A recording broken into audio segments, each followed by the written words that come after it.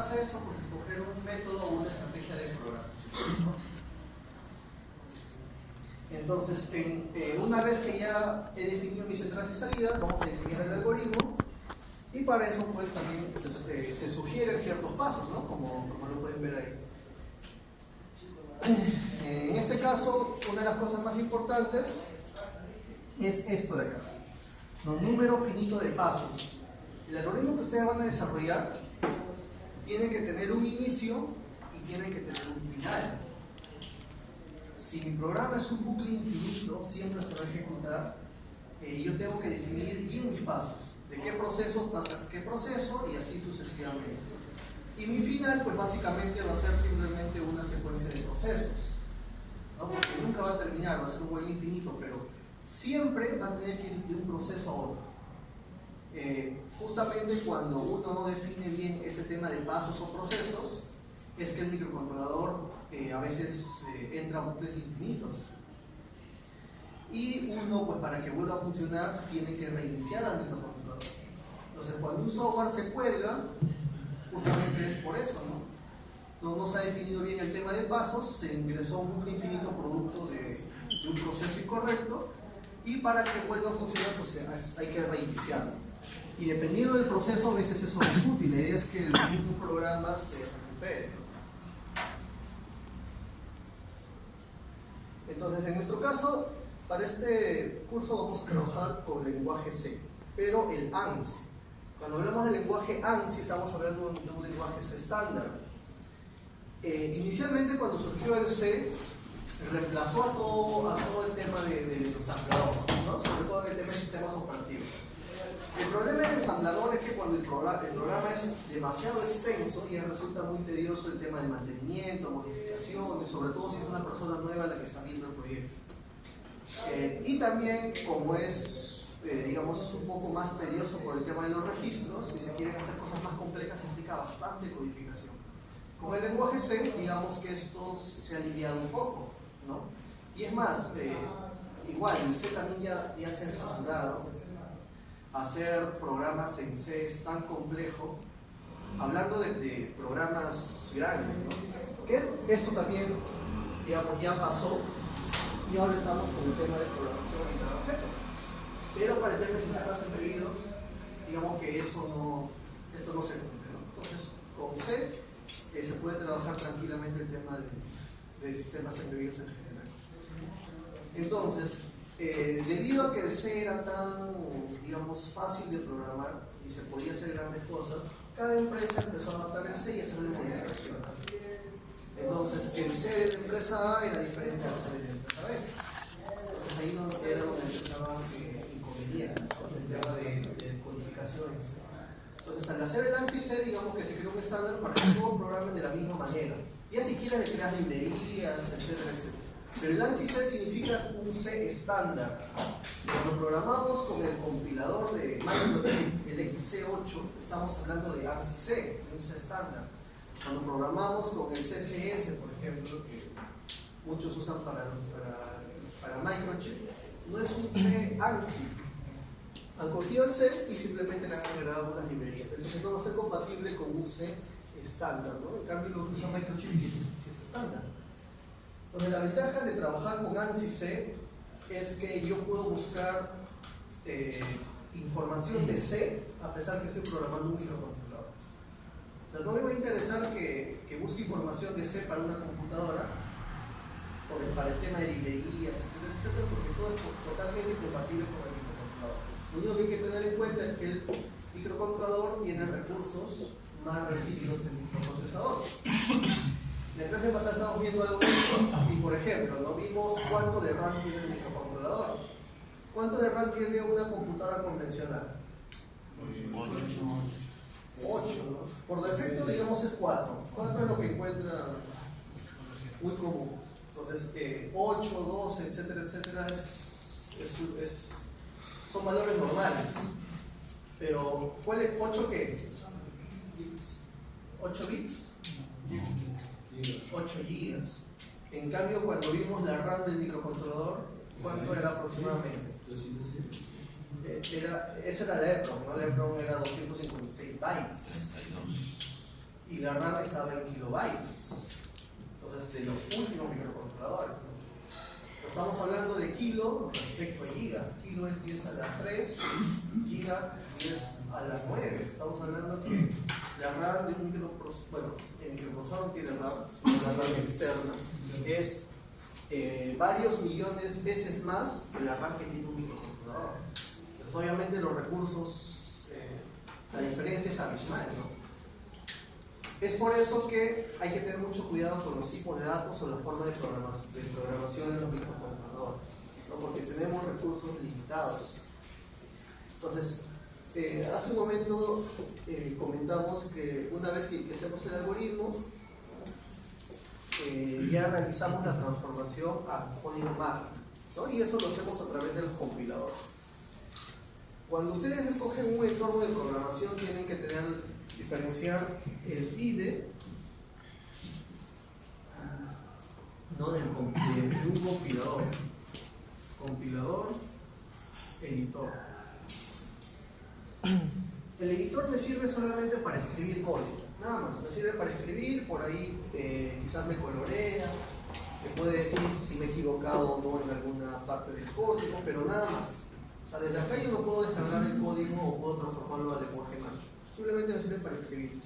El compilador lo que hace es transforma este lenguaje, este programa que lo que has escrito, ¿no? A través del compilador lo transforma a un archivo .objeto, .object, y gracias al enlazador recién se transforma a código máquina, ¿no? a los bits, a los unos y ceros. Un entorno de desarrollo, un IDE, normalmente es estos dos. Es decir, tienes la capacidad de editar, de escribir, y al mismo tiempo tienes la capacidad de compilar. El MPLAB sería un IDE, el XC8 sería un compilador, ¿no? Entonces, el MPLAB tiene un editor y tiene un compilador. Hay muchas herramientas que solamente son editores, y a través de consola logras la compilación. Entonces, hay infinidad de herramientas. En general se suele usar un entorno de desarrollo que tenga ambos, ¿no? Por el tema de facilidad. Pero hay personas que les gusta solamente trabajar con editores y a través de consolas recién hacer la conversión, por ejemplo. Entonces, bastante, en Linux sobre todo.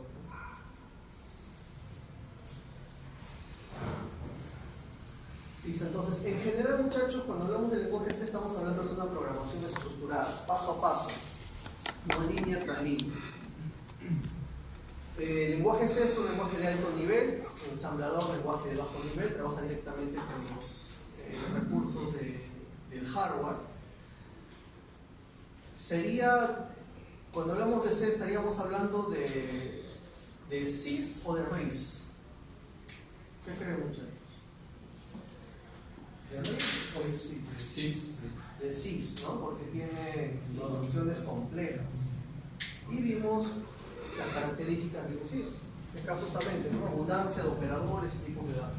Al hacer eso, me es más fácil la programación, no me interesa memorizarme todos los comandos que tiene, porque tranquilamente a través de documentación podría ver cómo trabaja. Y esta parte es interesante, ¿no? Codificación de alto y bajo nivel. Incluso a veces se menciona que C es un lenguaje de medio nivel. No existen los lenguajes de medio nivel, solamente de alto y bajo, pero se le dice de medio nivel porque está en la capacidad de trabajar como bajo nivel y alto nivel. Bajo nivel significa que trabaja directamente con el hardware, con los recursos de la computadora, ¿no? Como el ensamblador que trabaja directamente con los registros. En cambio, alto nivel significa un lenguaje que entiende el lenguaje humano, ¿no? O sea, si yo digo si edad es mayor o igual que 18, entonces acá imprimir eres mayor de edad, ¿no? Por ejemplo, este es un lenguaje humano. Si esto lo traducimos al inglés, pues es un if, un then, un print, ¿no? Entonces, eso es lo que tenemos en los lenguajes de alto nivel. Es un lenguaje que nosotros usamos. Y es fácil de entender. Si edad es mayor o igual que 18, entonces hagamos cierta acción. Este es un lenguaje de alto nivel. Es un lenguaje que nosotros entendemos y que simplemente se va a traducir ya a paradigma. En cambio, el de bajo nivel no, trabaja directamente con los recursos de la computadora. Cada uno tiene sus ventajas, sus desventajas.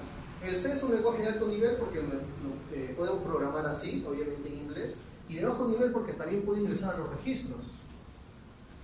Si nosotros trabajamos con C a través de punteros, si estamos hablando de una computadora, podemos apuntar directamente a los registros.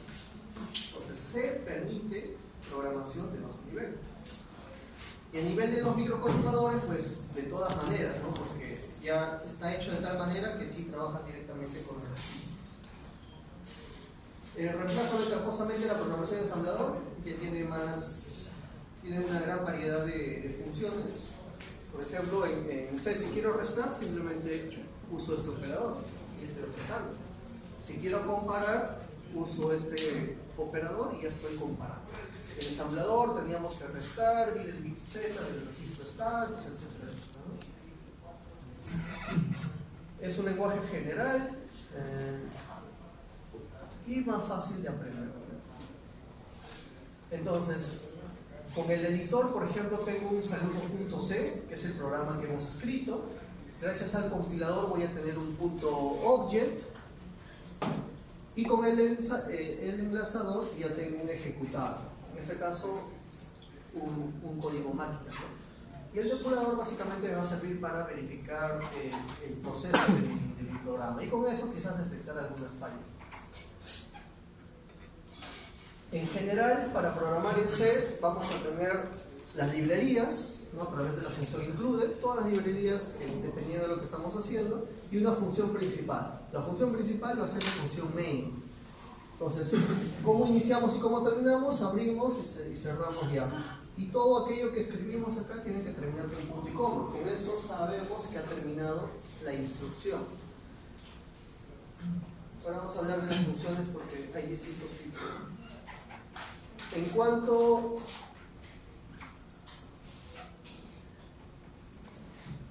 a los identificadores, también creo que comentamos algo de los identificadores. Son etiquetas, ¿no? Para nombrar algo. En este caso, para nombrar variables, constantes, funciones, tipos, nombre del programa, etcétera, etcétera. Estas etiquetas son los nombres que ustedes van a colocar a toda esa lista, o hasta más. Y tienen que tener cuidado al momento de escribir esas etiquetas. Hay reglas de estos identificadores. Por ejemplo, el primer carácter debe ser obligatoriamente una letra. O como carácter especial, el único podría ser el guión abajo, ¿no? Como ven ahí en los ejemplos.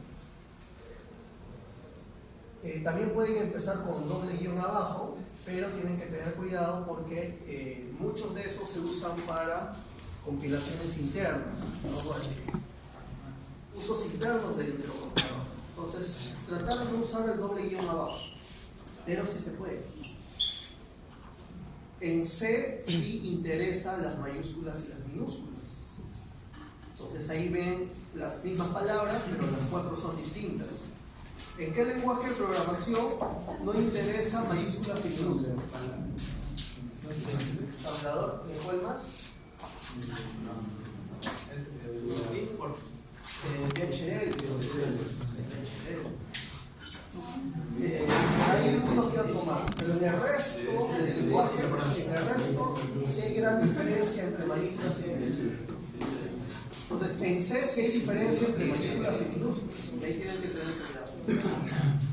Luego, traten de no ponerle nombre a los identificadores, que son palabras reservadas. Esas son algunas, hay muchas más palabras reservadas. Como el compilador está en idioma inglés, normalmente las palabras reservadas están en inglés, entonces tratar de usar el español y ponerle nombres asociados a lo que están haciendo, ¿ya? Los caracteres españoles no son identificados, por ejemplo la L, se no usa L. Para comentar el programa lo podemos hacer de esas dos maneras. De esta manera, slash asterisco, iniciamos comentario, bloque de comentarios y con asterisco slash terminamos. O también con doble slash. Este vendría a ser el comentario de ANSI C. Este es de C++, sino que C++ es una extensión del C y ya se ha adaptado para las últimas versiones del C, ¿no? Por eso se pueden usar ambos. Entonces, de esta manera, si quiero un bloque, comentar un bloque, slash y asterisco, y al final pongo asterisco slash. Y si quiero comentar una sola línea, simplemente doble slash. En cuanto a los tipos de datos, esto lo voy a ver de forma general. Aquí estamos hablando de una computadora. Ya, de una computadora. Entonces tenemos los datos enteros, primero los enteros. Y estos enteros pueden ser con signo o sin signo. En este caso vemos que todos los tipos de datos aquí son con signo, positivos y negativos. Y tienen un tamaño de byte definido para una computadora.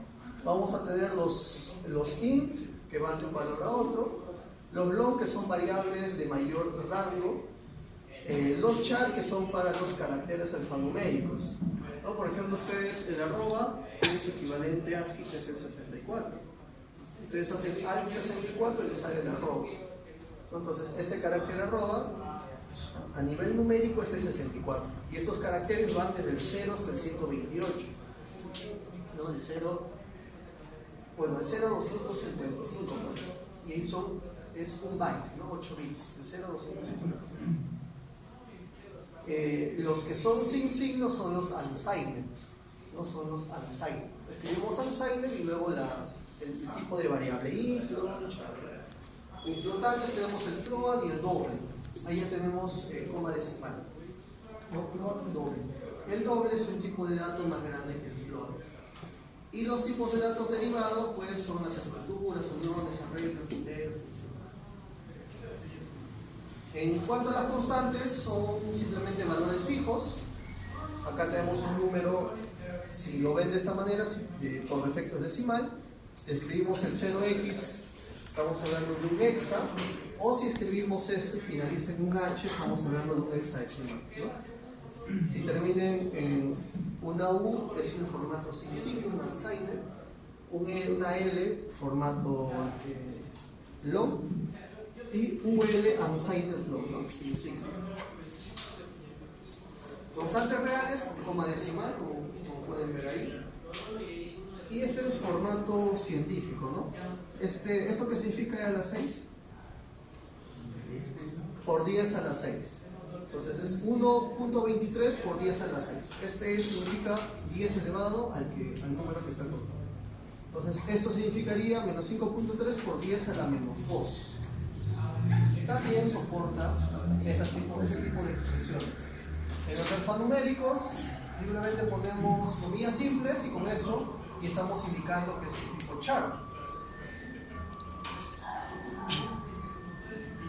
¿Ya? Y este sí serían los tipos de datos o la capacidad que sí vamos a manejar nosotros con el microcontrolador. Obviamente un tipo int viene a ser 4 bytes para una computadora, pero para un microcontrolador no, porque la RAM es limitada. Entonces, estos datos sí son para el XC8. Entonces, el primer dato que tenemos es el bit, ¿no? 0 o 1. Tamaño, 1 bit. Luego tenemos el char, simplemente char. El char, como va de 0 a 255, es de 1 byte, ¿no? 8 bits. Y va desde 0 hasta 255. Cuando nosotros colocamos el tipo de dato solo, estamos indicando que él va a ser positivos y negativos. Son positivos y negativos. Entonces el char 1, 2, 3, 4, 5, 6, 7, 8, ¿no? Entonces, si es de 8 bits, el menor número sería 0 y el mayor número 355. Siempre y cuando consideremos que no hay signo, solamente son positivos. Y si queremos hacer eso, tenemos que definir que el char es tipo unsigned.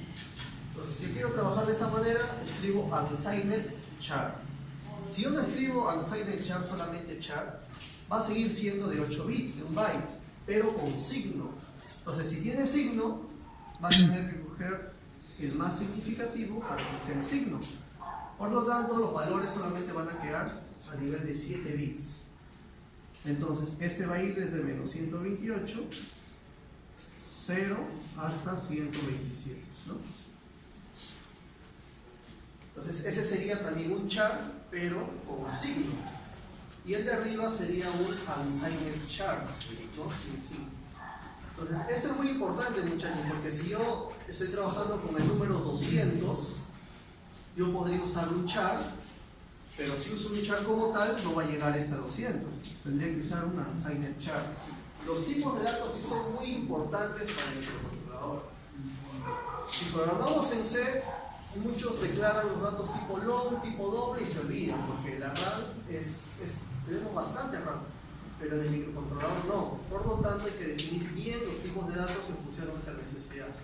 Si yo simplemente voy a hacer una lectura de un número, me convendría usar un bit, nada más. No tendría por qué poner un int, ¿no?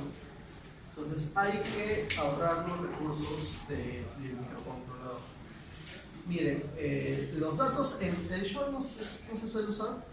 El int, aquí en una computadora es de 4 bytes, pero aquí es de 2 bytes. Miren, para el microcontrolador el tipo de dato int es de 2 bytes. Por eso ahí tenemos 16 bits. Entonces, para un int, para un unsigned int, ¿cuál sería el rango? Sería desde 0 hasta el 2 a la 16 menos 1, ¿no? Eso sería el rango para un unsigned int. Pero para un int sería la parte positiva 0 y acá sería 2. ¿Aquí qué valor sería? Estamos hablando de int, son 2 bytes. ¿Hasta qué número podría llegar un int? 8. 8 es un byte. 2 a la 4. Miren, si es de un byte, va desde 0 hasta 2 a la 8 menos 1, ¿no? Acá sería desde 0, 2 a la 7 menos 1 y acá sería menos 2 a la 7. Solamente 7 porque un bit está siendo usado por el signo. 128 menos 1, 127. Y 2 a la 7, 128. Para un entero, ¿de dónde iría? 2 a la 15, ¿no? Porque como es entero y tiene signo, un bit estamos usando para el signo. Y acá sería menos 2 a la 15. Entonces el int va a ir desde menos 2 a la 15 hasta 2 a la 15 menos 1. Y 2 a la 16 menos 1, muchachos, ese es un valor conocido, ¿no? 65.536. Entonces 2 a la 15 sería la mitad, ¿no? 32.000 algo. Esto de acá es importante. Imagínense que quieren contar los pulsos de un FreeHover o los pulsos de un encoder. ¿Cuántos pulsos van a contar? Primero tienen que hacer ese análisis. ¿Cuántos pulsos piensan esperar de ese dispositivo? Si van a superar los 100.000, no les conviene usar 1.000. Si van a contar máximo 40.000 pulsos, por ejemplo, podrían usar un int, pero no este int, sino un unsigned int. Es por eso que hay que analizar bien los datos y en función de eso hay que escogerlos con coherencia. Para este caso sí es importante escoger los datos con coherencia. El long, ¿de cuántos bytes es el long, muchachos? 4 bytes, este de acá, el long. Este es short long que vendría a ser un intermedio, ¿no? Pero simplemente ese es el long. Igual, sería desde 0 hasta 2 a la 32 menos 1, el unsigned long, y el long normal con signo sería desde menos 2 a la 31 hasta 2 a la 31 menos 1. Entonces, si yo quiero contabilizar tiempo, pulsos, me convendría usar un dato tipo long. Es más, se usa los tipos long para eventos de cuenta. Entonces, vamos a usar long. Entonces, usamos long, int y char.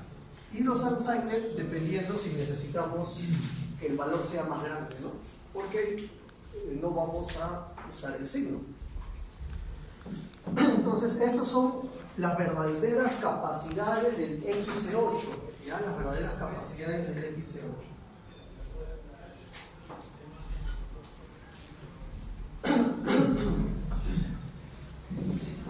En cuanto a los caracteres,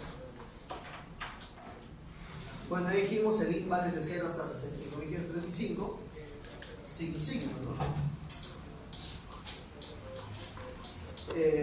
A ver, el float es puntos flotantes de 4 bytes y el doble, miren, es de 8 bytes.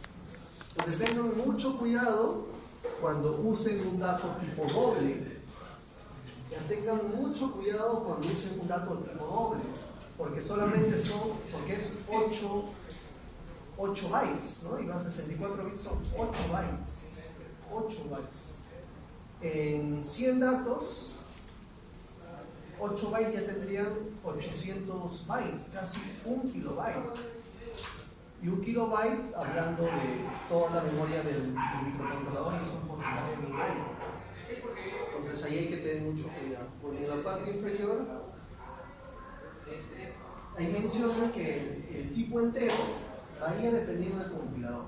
Estos datos es para el XC8, ¿no? Para el XC8. Por ejemplo, en otros compiladores el int puede ser de 8 bits y en otros compiladores puede ser de 32 bits. No va a depender. Lo que les he mostrado es para el XC8. Entonces, una vez que yo escojo estos tipos de datos, lo voy a hacer para declarar mis variables. Yo quiero almacenar temperatura, quiero almacenar tiempo, quiero almacenar pulsos. Eso lo tengo que almacenar en una variable. Y a la variable le voy a colocar un identificador respetando las reglas de los identificadores y colocándole un tipo de dato. ¿Qué tipo de dato? Lo que les mostré y previo análisis. Por ejemplo, pongo int y luego el nombre de la variable. Otro ejemplo, float temperatura. Y siempre terminando con el punto y coma. Una manera rápida de declarar es esta, ¿no?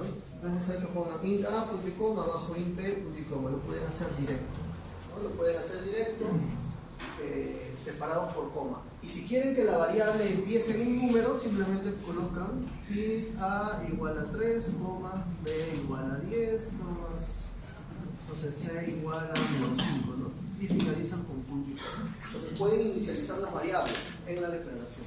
Esto es para que no estén usando muchas líneas de código. El procesamiento va a ser el mismo, pero básicamente por tema de orden y espacio.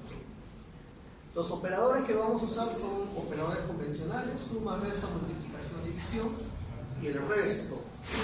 A ver, por ejemplo, yo quiero hacer un contador hasta 100. Quiero hacer un contador hasta 100.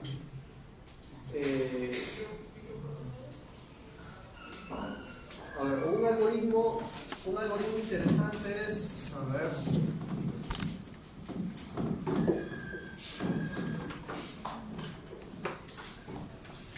un algoritmo interesante es una variable tú la vas dejando correr, ¿no? 1, 2, 3, 4, 5, 6, y cada múltiplo de 100, ¿no? Ejecutas un evento. Entonces la variable, por ejemplo, podría ser un int, ya que empieza a contar 1, 2, 3 y va a seguir contando. O sea, tú lo dejas contar hasta el infinito. Entonces, tú quieres que cada 100 de estos hacer algo. Entonces eso lo puedo usar usando este módulo. El módulo lo que me va a dar es el resto. El resto de dividir a entre b, ¿no? El resto es lo que me da ese operador. Entonces 7 porcentaje 4 me tiene que devolver el resto. ¿Cuánto es el resto? 3. Entonces si yo pongo i porcentaje 100, él va a empezar a dividir 1 entre 100, 2 entre 100, 3 entre 100 y así sucesivamente. Todos los números que sean divididos entre 100, que no sean múltiplos que 100, no van a ser valores diferentes a 0. El resultado de esto va a ser 0 solamente cuando él sea múltiplo de 100. Cuando él sea 100, el resto de 100 entre 100, 0. Cuando él sea 200, resto de 200 entre 100, 0. 300, 400, 500. Entonces, esto nos va a servir para algunos algoritmos donde justamente quiero hacer eso, ¿no? Cada múltiplo de algo quiero ejecutar algo. Entonces, esos son los operadores aritméticos. Los operadores lógicos lo vamos a usar bastante en las condicionales. El AND, el OR y el NOR. El AND se hace con doble ampersand, el OR con doble vertical y el not simplemente con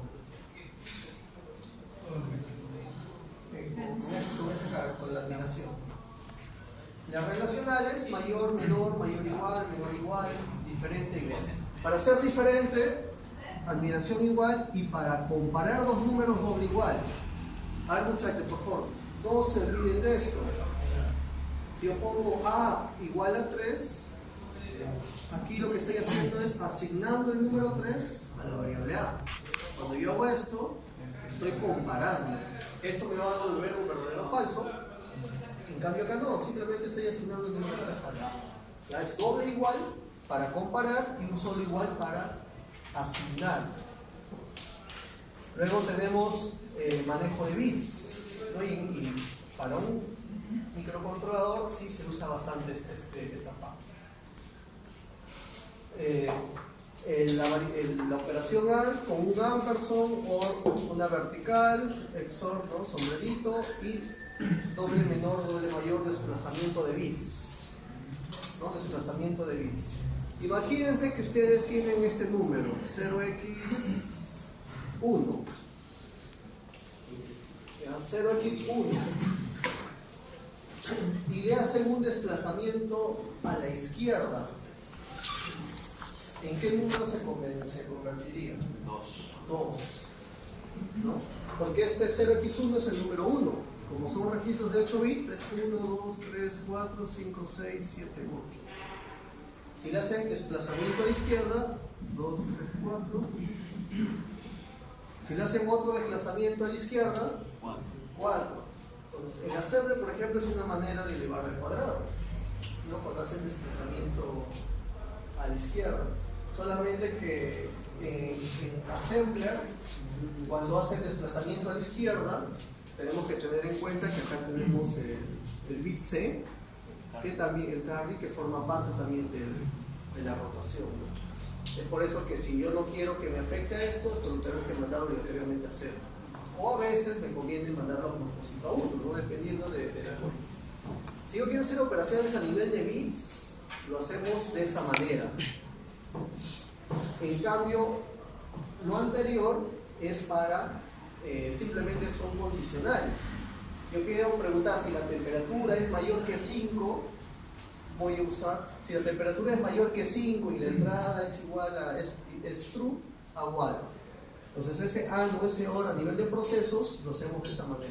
Pero si yo quiero hacer la operación AND a nivel de bits, lo hacemos con estos operadores, uno solo. Estos de acá simplemente son atajos y les recomiendo que lo aprendan para que les facilite bastante la programación. Entonces, si hacemos más, estamos incrementando en 1, menos, decrementando en 1. Si yo voy a hacer mi temperatura, va a ser igual a temperatura más 5, es lo mismo que hacer T más igual a 5. Es lo mismo. Y lo mismo ocurre para suma, resta, desplazamiento, AND, OR, NOT, división, módulo. Entonces, esto es lo mismo que esto, muchachos. Si yo quiero sumar un número 1, puedo hacer C más, o puedo hacer C va a ser igual a C más 1, o puedo hacer C más igual a 1. Cualquiera de los tres es válido en el lenguaje C. Cuando es de 1 en 1, solemos usar eso. Cuando son ya distintos valores, bueno, en lo personal yo uso esto, ¿no? Pero también lo pueden trabajar de esta manera si se confunden un poco. Así como C++, también tenemos más C, que también forma parte del ANSI C. ¿Qué diferencia entre C++ y más C? Viene a ser el orden de ejecución. Cuando tú haces más C, lo primero que vas a hacer es sumarle 1 a la variable C. Y una vez que le sumes 1, recién se ejecuta todo el proceso que está alrededor. En cambio acá, primero ejecutan todo el proceso que está alrededor del C, y una vez que terminaste, recién se le suma 1. Entonces acá hay una gran diferencia. Aquí yo ya tengo el C sumado 1, aquí no. Aquí primero hago la acción y luego recién se suma. Entonces eso ya como ejemplo lo vamos a ver. Y lo mismo ocurre para el menus. Las directrices nos facilitan bastante la programación. En el caso del ensamblador pues tenemos los define, los set, los includes, etcétera, etcétera. En el tema de C ocurre lo mismo, ¿no? Tenemos los includes, los define, etcétera, etcétera. Y esto lo iniciamos con el Michi, ¿no? Michi include, Michi define, etcétera, etcétera. A ver. En mi función principal yo tengo el void main, abro, cierro paréntesis y mis llaves que indican el inicio y el final. Cuando uno crea una función en el lenguaje C hay que tener en cuenta lo siguiente. Yo voy a crear funciones, ¿no? Cualquier función. Una función está compuesta por el nombre de la función, luego los parámetros de entrada, abro llave, cierro llave, acá viene el proceso y aquí el valor de retorno. Por ejemplo, yo quiero sumar dos números, mi función se va a llamar suma y necesito dos parámetros de entrada. Podría ser un int a, int b. Abro y cierro llaves y aquí vamos a hacer, vamos a crear un int c y aquí vamos a decir que c es igual a más. Nombre de la función, parámetros de entrada, abro, cierro llave. Si esa función va a retornar un resultado, ¿no? Por ejemplo, yo quiero retornar la suma, entonces acá tenemos que poner el tipo de dato que él va a retornar. Como estamos trabajando con int, acá tengo que colocar int.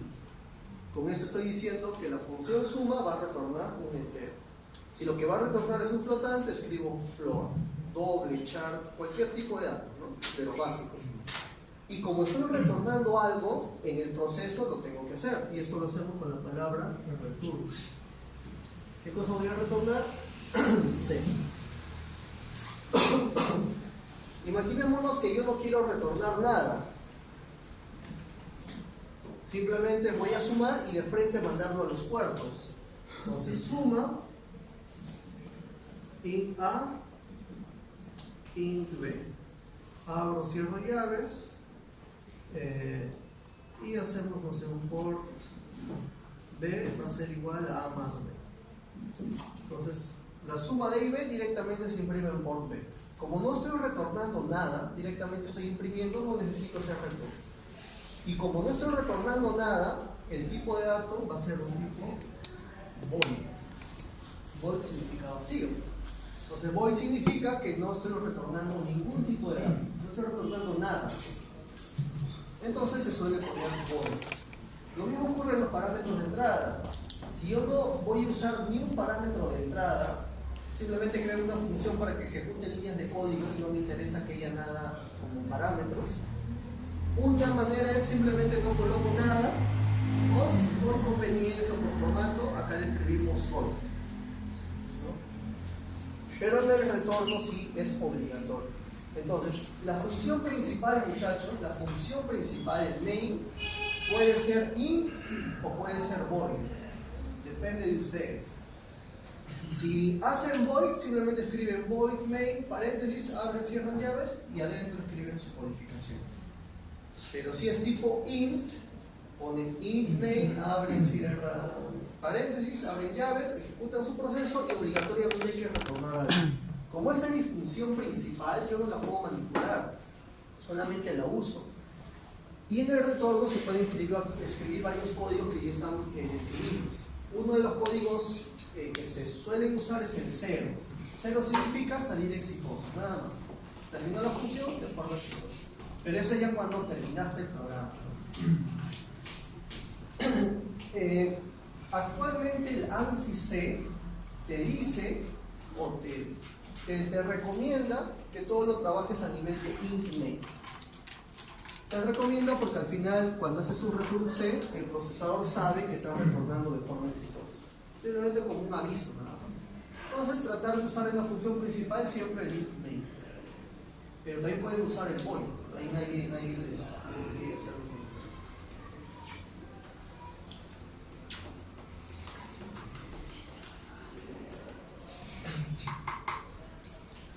Entonces, las sentencias simples, muchachos, terminan en el punto y coma.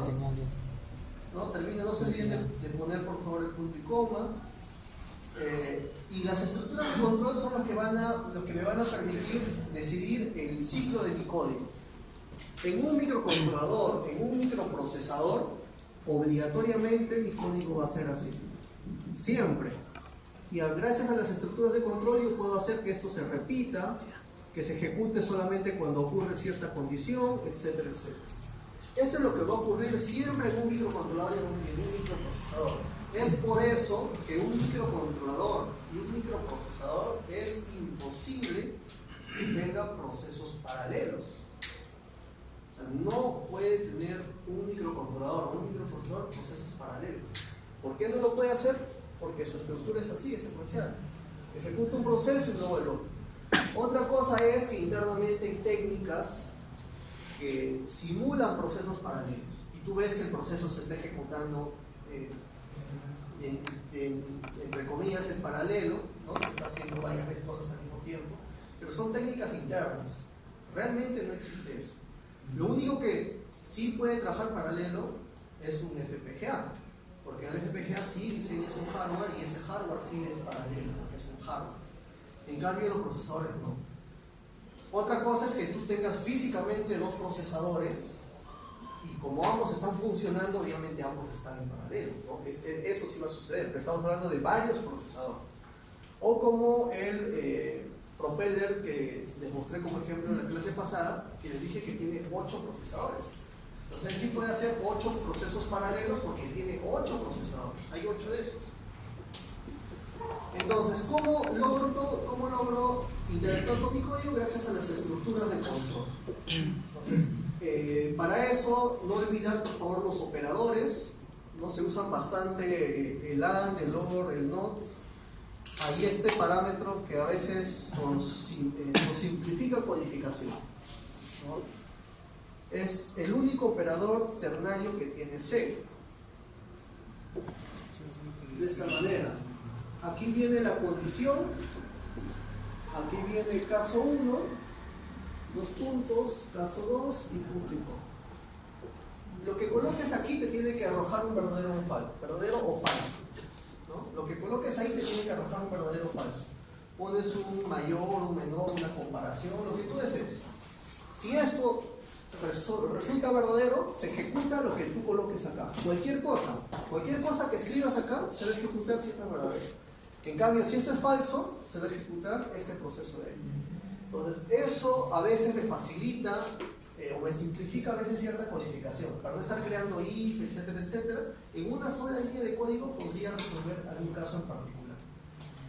No se olviden de sus comparadores, mayor, menor, mayor, igual, etcétera. Ya, todo esto ya está en el drive, muchachos. A María, por favor, pasan una lista, ¿ya? Y aquellos que no están en el drive, en esa lista, colocan su correo Gmail, por favor. Ya, a ver, de las estructuras de control tenemos la estructura if. Ya, a ver atento, muchachos, para terminar que estoy una vez, por favor. La estructura if. ¿Cómo funciona la estructura if? Tengo una condición, hago una pregunta, si es mayor que algo, si es igual que algo, etcétera, etcétera. Si la condición se cumple, ejecuto un proceso y termino. ¿No? Y aquí está, pongo if, sí, y aquí la condición. Si se cumple la condición, entre llaves, ejecuto un proceso. Entonces, si la condición resulta verdadera, voy a ejecutar todo lo que está acá. Entonces, ese es el if básico. Otro if basado en el inicial, ya es cuando tenemos ambos casos. Si la condición es verdadera, ejecutamos esto. De lo contrario, ejecutamos lo otro. Tengan mucho cuidado. En la primera, simplemente evalúo si la condición es verdadera. No me importa si es falsa. Si es verdadera, ejecuto eso. Y terminamos. Si es falsa, no ejecuta esto y terminamos, ¿no? En cambio, en esta segunda sí me interesa saber si es falso. Si es verdadero, ejecuto esto. De lo contrario, ejecuto esto. No se van a ejecutar los dos al mismo tiempo. Esta es la gran ventaja del if. Él evaluó la condición. Si es falso, inmediatamente salta acá. O sea, no pierde tiempo analizando esto. Y si es verdadero, él hace este proceso y de manera inmediata salta. No necesita analizar este caso. Entonces ahí estamos ahorrando tiempo. Eso se los digo porque hay muchos que colocan if condición y su proceso. Abajo ponen nuevamente if condición y su proceso. Miren, if condición 1 y su proceso 1. Luego ponen if condición 2, proceso 2. En este caso, sí se va a analizar dos veces, porque analiza si la condición es igual a 1 y luego va a analizar si la condición es igual a 2, porque están haciendo doble if. En cambio acá no, se hace una sola vez. Eso se lo digo con fines de que de quitarle carga computacional al microcontrolador, ¿no? Para que pueda hacer otra forma. Y la tercera forma, que es la que se va a usar más, son los if consecutivos. Ya, a ver muchachos, imagínense que tenemos varios casos. Hacemos la primera pregunta. Si se cumple cierta condición, ejecutamos lo que está acá adentro y termina. Ya no hace nada más. Si esta condición, y nuevamente analizamos, y si esta condición no es verdadera, salta automáticamente al segundo y pregunta. Si sigue sin ser verdadera, salta a la tercera y así sucesivamente. Imaginémonos que aquí es verdadero. Si aquí es verdadero, ejecuta esto y sale automáticamente de todo el LCI.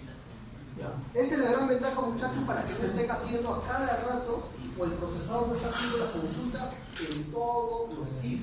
Solamente hace una consulta nada más. A esto le llamamos if anidados. If anidados, ¿no? Si la condición es verdadera, ejecutamos esto. De lo contrario, volvemos a preguntar. Esta manera se los menciono porque en algunas bibliografías, por ejemplo, se trabaja de esta manera, que lo ponen como ejemplo en signo. Si la condición 1 es verdadera, se ejecuta esto. De lo contrario, abrimos sus llaves y aquí volvemos a preguntar. Si condición 2, ¿no? De lo contrario, entonces, esto de ahí es eso, ¿no? Si la condición 1 es verdadera, ejecuta el proceso 1 y termina. De lo contrario, vuelve a preguntar. Si esto se cumple, ejecuta esto, de lo contrario. Pero imagínense que tuviéramos 6, 7, 8, 9 casos. Este if anidado sería demasiado tedioso. Es por eso que usamos la otra forma, ¿no? Entonces, no usar los anidados de esta manera. Vamos a trabajar así. Directo, else if.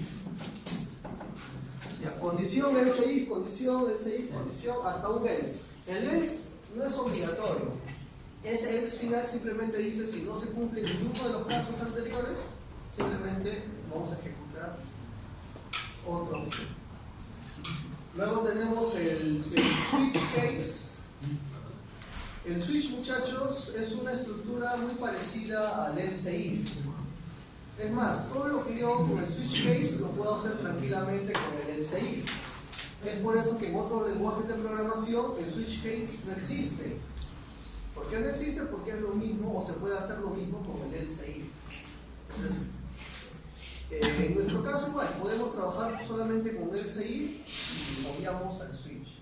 Pero el switch, por la forma de trabajo, a veces me resulta, digamos, más estético. Solamente por tema estético, por el tema de orden. En funcionamiento va a ser lo mismo que un else if. ¿Cómo funciona? Hacemos un switch y colocamos la variable a analizar. Él va a analizar una variable. Entonces, para el caso que esta variable sea igual a este valor, ejecutamos esto. Y terminamos, y termina todo, ¿no? Esta variable, como se va a comparar con él puede ser un número, porque yo puedo comparar 5 con 5, no tiene que ser un entero. Puedo comparar 5 con 5, menos 2 con menos 2, puedo comparar un carácter, pero este no podría ser flotante, porque si yo pongo 3,1, ese 3,1 también es 3,11, solamente que aquí yo veo 2 dígitos y acá veo un dígito. Entonces, si fuera flotante, no se podría comparar porque no tendríamos un valor exacto. Es por eso que aquí solamente podemos colocar valores enteros o caracteres, ¿no? Que al final son enteros. Entonces, Para el caso de que el selector sea esto, ejecutamos este proceso y sale. Entonces imaginemos que este fuera contador. Ya contador. Entonces para el caso de que es 0, el número 0, ejecutamos esto y termina. Pero digamos que el contador no es 0, es 1. Entonces no hace esto y pasa al 1. Para el caso que es 1, ejecutamos otras sentencias y gracias al break rompemos todo y sale. Y así sucesivamente. Y para algún caso donde no coincida con ninguno de estos, usamos el default. Default es para un caso diferente al resto que hemos colocado. Para un caso que no existe, el default. Vendría a ser el equivalente al else. No es como si fueran acá los else if, y este sería el default. Entonces es muy similar al else if en funcionamiento, solamente que su sintaxis es diferente, ¿no? Se muestra de una manera diferente, pero en funcionamiento es lo mismo. Entonces podemos usar switch, podemos usar los else if. No se olviden, por favor, de los operadores de suma, resta, incremento, decremento. Cuando pongo x más es post incremento. Primero, miren, aquí hay una gran diferencia. Imaginemos que el x inició en 2. Si yo ejecuto esta acción, estoy diciendo que el z va a valer 2. Y en la siguiente línea de código, el z vale 2, pero el x vale 3. Porque primero mandé el 2 al z y luego recién lo incrementé. Entonces, en este caso, el z vale 2 y luego el z sigue valiendo 2 y el x vale 3, porque se sumó 1. En cambio, acá no, acá dice primero suma. El x vale 2. Al sumar de 1 al x, el x va a valer 3. Y el 3 recién lo asigno al z. Entonces, para este caso, z va a ser 2 y para este caso, z va a ser 3. Entonces, hay una gran diferencia a nivel numérico, ¿no? Entonces, hay que tener mucho cuidado si van a poner x más o más x. Ya tienen que tener mucho cuidado. Y lo mismo es para el x menos y para el menos r. Imaginémonos que tenemos un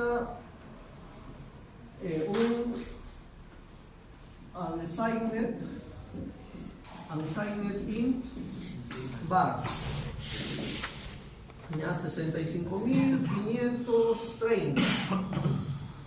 Recordando, el int es de 16 bits. Si es un unsigned no tiene signo, por lo tanto va desde 0 hasta 65.535.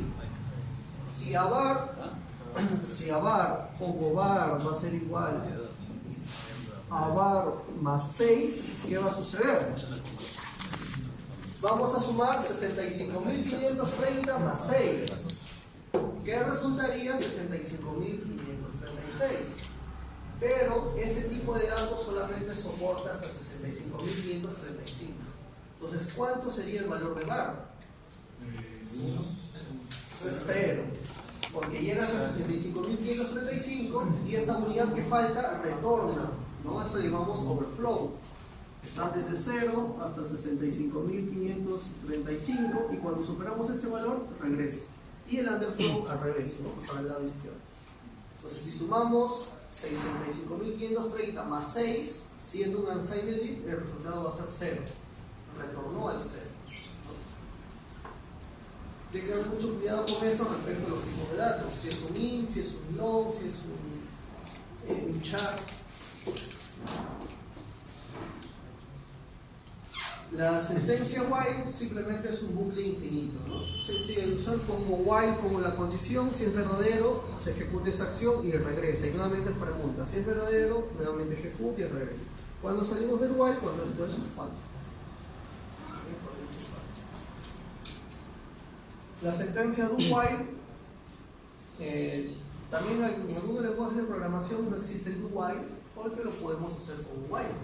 Entonces el while y el switch digamos que son estructuras de control redundantes, ¿no? Pero para ciertos algoritmos a veces resulta mejor a nivel estético, a nivel de forma de programación, pero a nivel de funcionalidad viene a ser lo mismo. El do while simplemente hace esto y luego pregunta, ¿no? Hace todas estas sentencias y luego pregunta si la condición es verdadera. Si la condición es verdadera, retorna. Entonces, la gran diferencia entre el do while y el while es que el do while por lo menos hace algo por una vez. Imaginémonos que en ambos casos la sentencia es falsa. Ingresamos. Como este es falso, no ejecuta esto y sale. No hizo para nada el contenido del while. En cambio acá, primero hizo el contenido y luego preguntó, ¿cómo es falso? Sale. Aquí por lo menos hizo una vez las sentencias.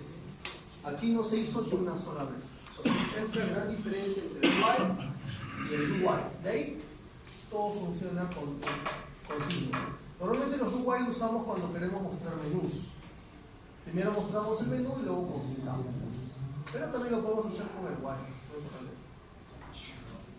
Listo, muchachos. El for lo vamos a ver ya cuando trabajemos el tema de arreglos. Y entonces vamos a... Por favor, no se olviden la lista. Y a ver, vamos a hacer...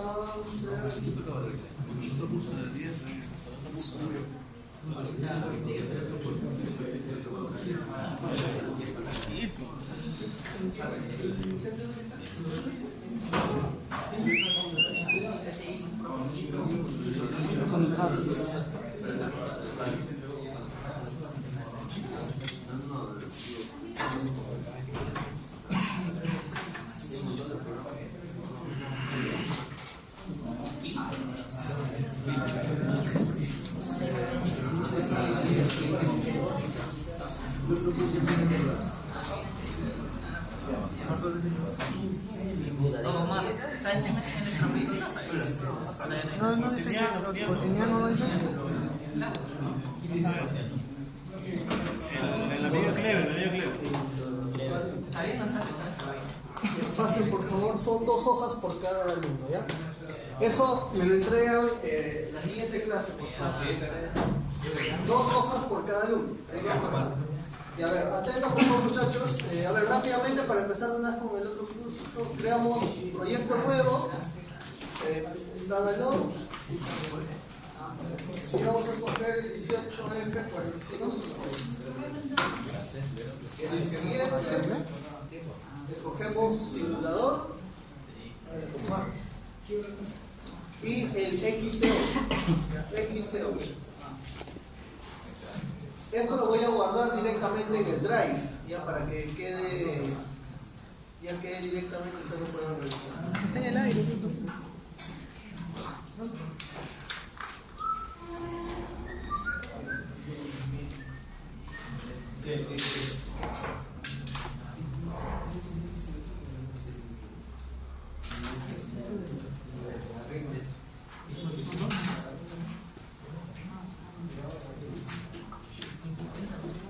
Y a ver, el profesor es uno, vamos a programas MPLAB y aquí vamos a crear una carpeta y una sesión 2. Y dentro de sesión 2 voy a crear otra carpeta y le vamos a poner ejemplo, lenguaje, C. Ya, podemos abrir y vamos a poner proyecto, lenguaje C. Y ahí finish.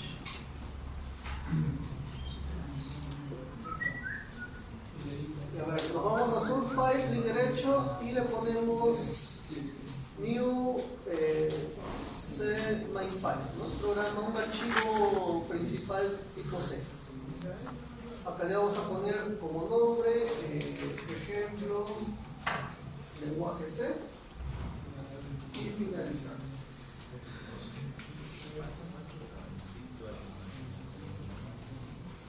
Y entonces sí. A ver, muchachos, podemos notar que por defecto me crea la variable principal tipo int, ¿no? Tipo int.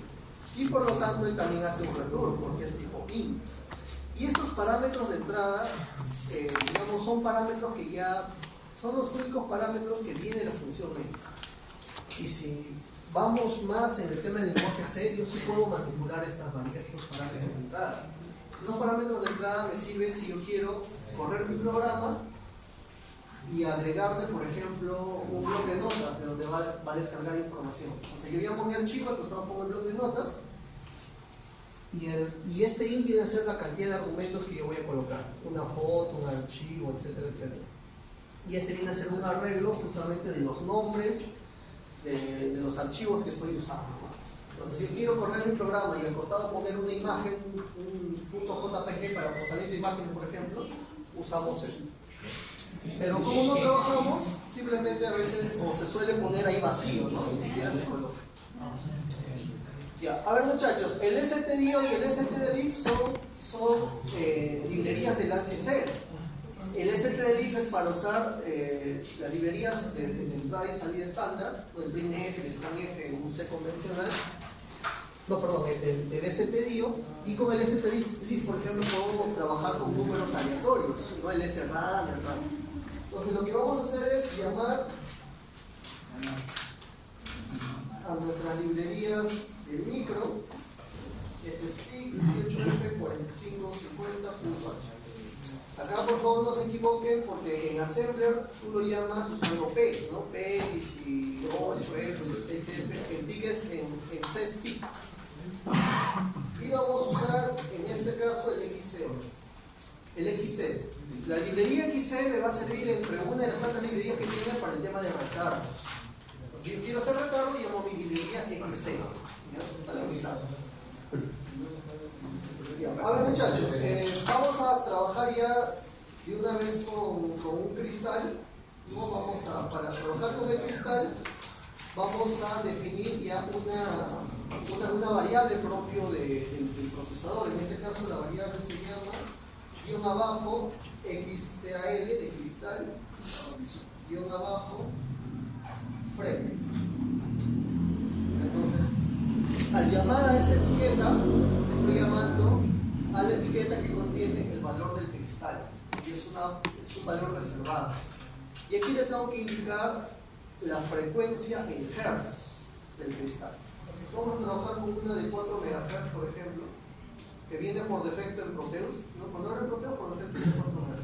Entonces vamos a poner 4 millones.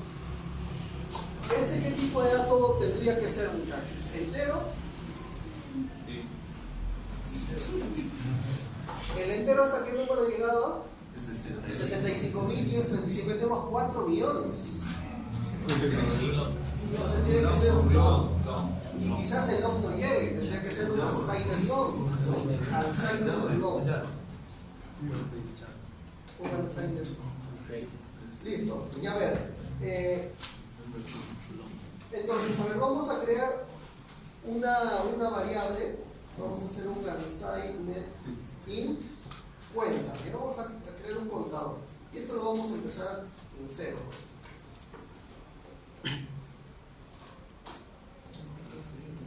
Entonces, esta es mi función principal.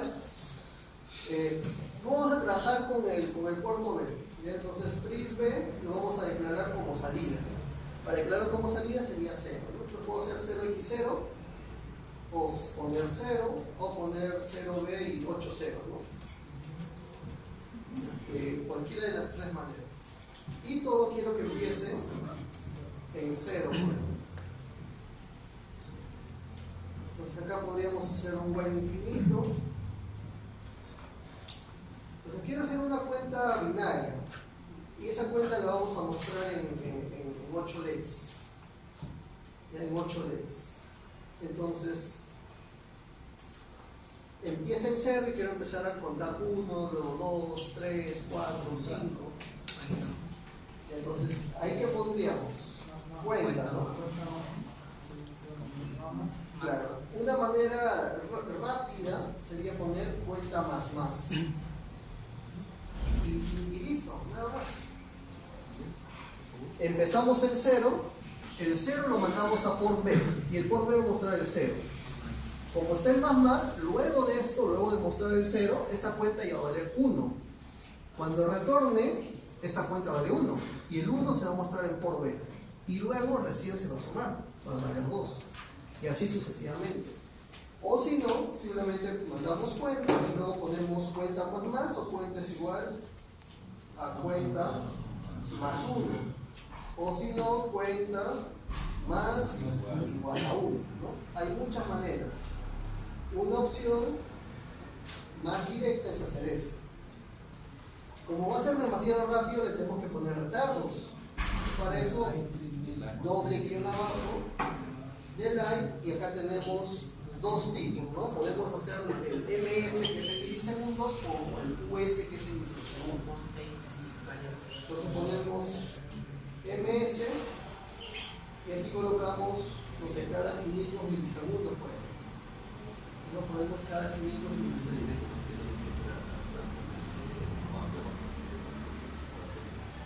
A ver, cuenta empieza en 0, el puerto B lo inicializamos como salida y arranca en 0. Va a mostrar el 0, muestra el 0. Se incrementa, pasa 15 milisegundos el 1, el 2, el 3, el 4, el 5, el 6. Esa cuenta va a seguir de manera infinita, ¿no? Entonces, como yo estoy usando solamente 8 bits, tengo que contar hasta 255. Cuando llegue a 256, tendría que resetear la cuenta 0. Entonces, para eso usamos justamente nuestro if. Y acá preguntamos, si la cuenta es igual a 256, esa es una opción. Otra opción sería si es mayor a 255, ¿no? Abrimos, cerramos llaves y aquí ¿qué hacemos? Reseteamos la cuenta. Toda estructura de control en C que tiene dentro de las llaves una sola línea de código, se te permite eliminar las llaves. Y simplemente colocarlo de manera siguiente. Entonces, muchos, para no confundirse, hacen eso. Simplemente para dar a entender de que esto pertenece a este if. Les recomiendo que lo trabajen así porque se ahorran espacio, ¿no? Digamos que es más estético y es más directo. Cuando una estructura de control tiene una sola instrucción, no es necesario poner llaves. Lo puedes poner simplemente por orden, ¿no? O si no, no pones las llaves, pero te recomiendo que lo coloques al costado para que no te confundas con el resto de instrucciones. Entonces digamos que de esa manera se ve más ordenado. Y en 3 líneas de código, miren, estamos logrando, digamos, un contador, ¿no? A ver, compilamos. Al compilar, este código C se transforma en un punto object y del punto object pasa al hexadecimal, que es los unos y ceros que tiene el microcontrolador, ¿no? Y está.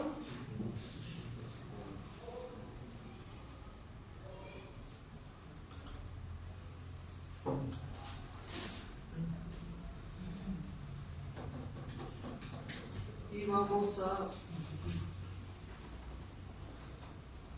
pasar esto. Y a ver, muchachos, ejemplos,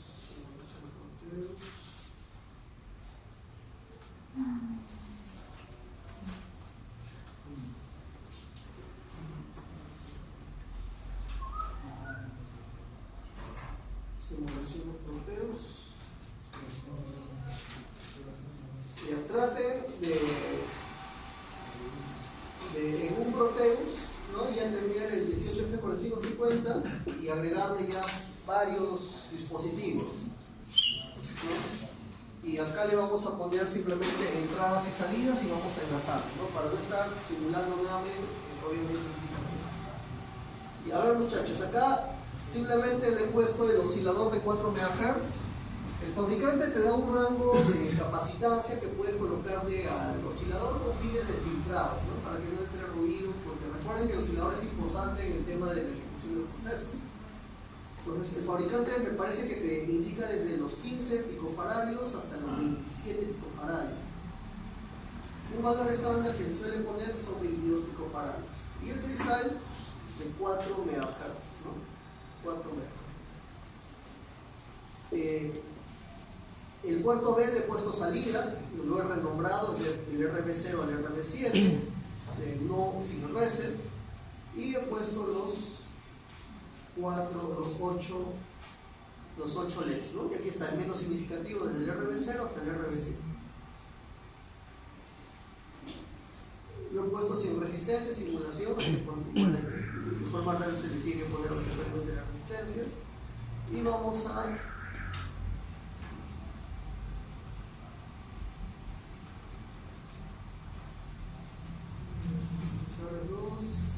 programas de lab, sesión 2, ejemplo de lenguaje C, distribuciones, default, producción, y listo.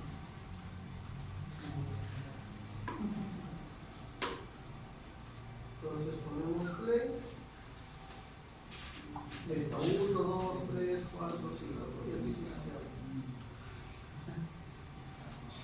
A ver muchachos, si quisiéramos modificar este código, por ejemplo, hacer una especie de juego de luces, lo que prende el primero, luego el segundo, el tercero, tendríamos que mostrar el 1, luego el 2, luego el 4 y así sucesivamente, ¿no? Podríamos hacer un desplazamiento, se podría trabajar de muchas maneras. Yo podría empezar en 1, y podría decir que por B sea cuenta, aquí cuenta, por igual 2, por ejemplo. ¿Eso qué significa? Que cuenta empieza en 1, pinto el 1, y luego cuenta va a valer 1 por 2. Va a valer 2. Pasa 500 milisegundos y retorna. Cuenta vale 2, pinta el 2, y ahora va a ser por 2, por 4, ¿no? Y como el valor va a ir solamente hasta los 8 bits, aquí ¿qué podría colocar? Podría ser lo mismo. 32, 64, 128. 128. El último bit es 128. Entonces lo pinta. Luego viene 256, que ya es 9 bits. Entonces, como es mayor que 255, la cuenta lo reseteamos, pero no sería 0, sino sería 1. Y ahí vamos a bajar el tiempo a 200 milisegundos para que sea más rápido. Igual lo podemos hacer con desplazamiento, ¿no? Y está, como es el mismo archivo, no ha cambiado de nombre, simplemente le doy play porque ya está direccionado. Y ahí se resetea. Entonces ahí se puede ir jugando bien con los valores, ¿no? Como operaciones matemáticas. Listo, muchachos. Por favor, ese examen de entrada lo entregan para la siguiente clase. La siguiente clase es jueves.